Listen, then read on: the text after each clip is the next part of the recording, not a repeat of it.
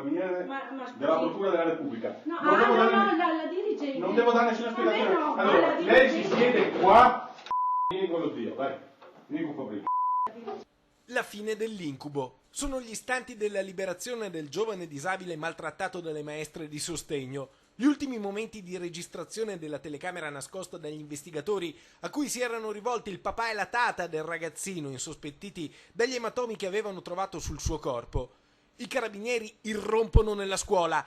Vieni con lo zio, dicono al bambino. Poi lo portano via da quello stanzino e arrestano le due insegnanti.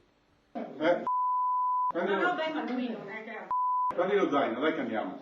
Prendi lo zaino, dai che andiamo. Il ragazzino esce dal suo inferno che non sapeva raccontare, che non poteva denunciare, da cui non poteva fuggire. Le due maestre, sorprese, realizzano di essere nei guai.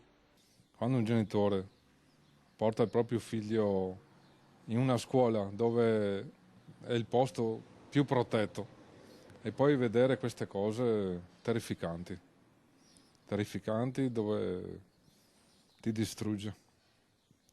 Ha distrutto la nostra famiglia, ma penso abbia distrutto anche la famiglia di loro.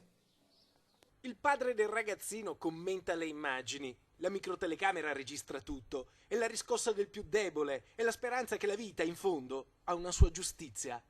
Nel mondo della scuola si incontrano anche tante persone fantastiche che vogliono bene ai nostri ragazzi, a questi ragazzi, e che fanno veramente oltre quello che è il loro mestiere, vanno oltre, quindi si informano, cercano di portare avanti progetti con le famiglie, quindi io preferisco parlare di queste persone piuttosto che di quelle aride, ahimè, ci sono ovunque.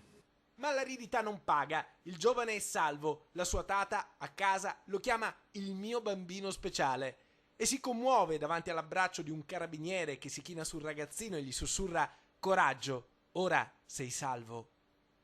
Abbracciando le ha detto: sei salvo tesoro Angelo, sei salvo.